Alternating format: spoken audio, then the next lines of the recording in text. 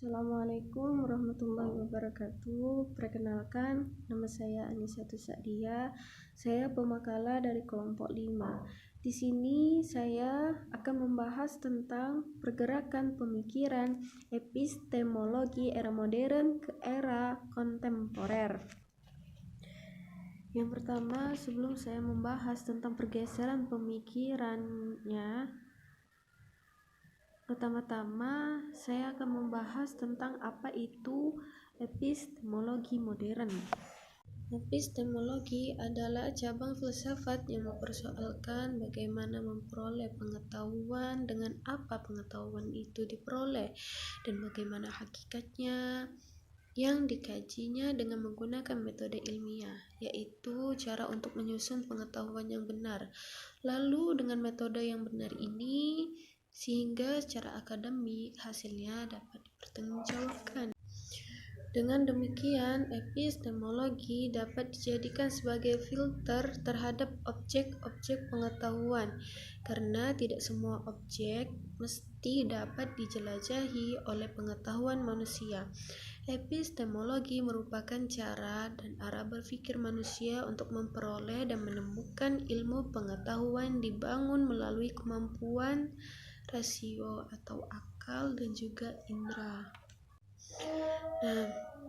Titik pada fokus perhatian filsafat modern mulai dari era Descartes pada tahun 1596 sampai 1650 terletak pada persoalan-persoalan epistemologi. Problem yang dimasalahkan adalah yang pertama, yaitu hakikat dan batas-batas kekuatan akal pikiran terhadap dunia luar. Yang kedua, sampai mana batasan tingkat ketepatan ide-ide dan konsep-konsep yang disusun oleh akal pikiran dalam menggambarkan dan menjelaskan hakikat dan struktur fundamental dari dunia luar.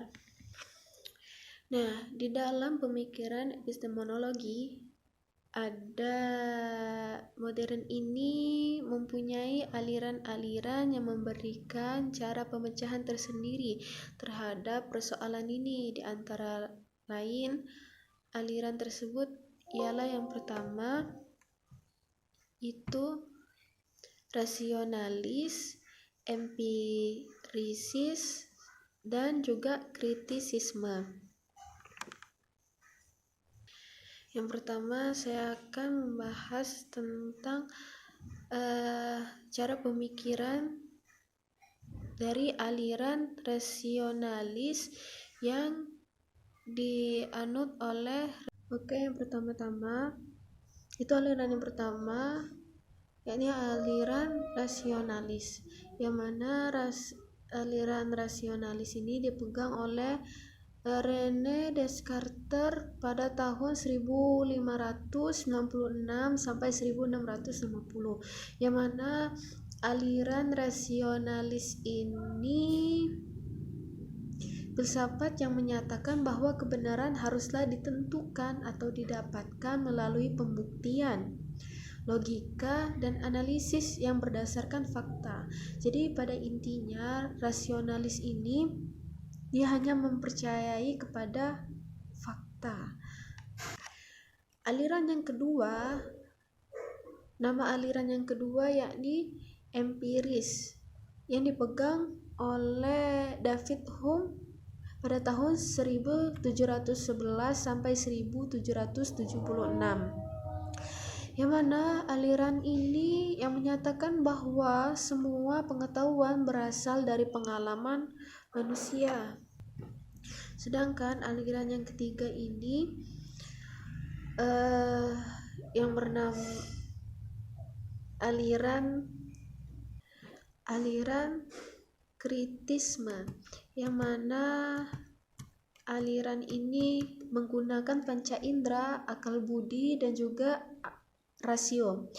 Kita sudah tahu tentang arti empiris yang mementingkan pengalaman indrawi dalam memperoleh pengetahuan, dan rasionalisme yang hanya mempercayai fakta.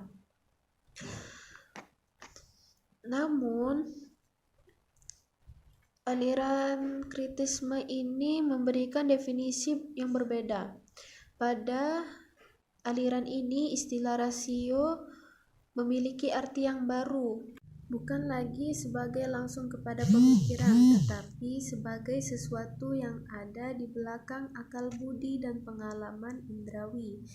Dari sini dapat dipilah bahwa ada 3 unsur, yaitu akal budi, rasio, dan pengalaman indrawi yang ada pada aliran kritisme ini.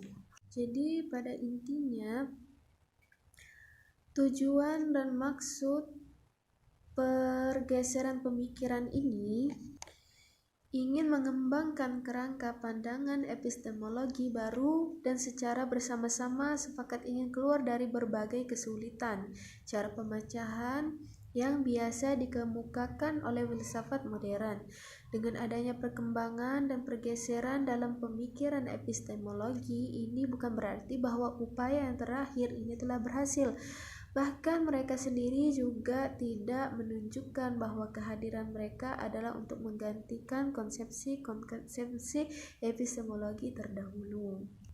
Dan juga filsafat kontemporer berupaya untuk meninggalkan orientasi pembedaan antara subjek, yakni akal pikiran, dan objek, yakni dunia luar epistemologi secara tradisional yang biasa dipahami selama ini. Dapat ditemukan keprihatinan dan usaha untuk sungguh-sungguh terhadap persoalan-persoalan yang terkait dengan logika penelitian untuk memperjelas, untuk mengkonsepsikan pengetahuan dan kepercayaan. Dengan begitu, tugas utama pemikiran epistemologi kontemporer adalah bagaimana kita dapat keluar dari terhindar dari keraguan, ketidaktahuan, dan menggantikan kepercayaan yang masih mentah dan tidak didukung oleh data yang memadai dengan kepercayaan yang didukung oleh data yang bagus dan selengkap mungkin. Bagaimana kita dapat membedakan kepercayaan yang sehat dan kepercayaan yang tidak sehat. Bagaimana mencapai kemajuan di dalam ilmu pengetahuan, baik yang terkait dengan perluasan dan perkembangan ilmu pengetahuan maupun dalam hal penjernihan dan perbaikan kepercayaan-kepercayaan kita terhadap dunia berbagai cabang dan bidangnya yang hampir tidak terbatas. Mungkin ini saja yang bisa saya sampaikan. Kurang lebihnya saya mohon maaf. Kepada Allah saya mohon ampun. Wabillahi taufiq wal hidayah. Wassalamualaikum warahmatullahi wabarakatuh.